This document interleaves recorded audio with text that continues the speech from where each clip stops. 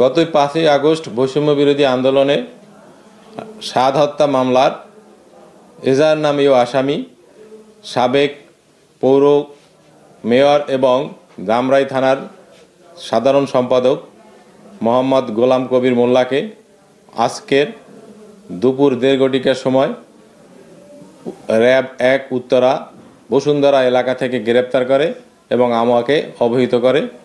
আমি ঊর্ধ্বতন কর্তৃপক্ষকে অবহিত করি এবং আমার অফিসার ফোর্স উত্তরা র্যাব ক্যাম্পে প্রেরণ করিলে তারা র্যাব ক্যাম্প থেকে উক্ত আসামিকে হেফাজতে নেয় এবং বর্তমানে আমার থানা হাজতে আছেন।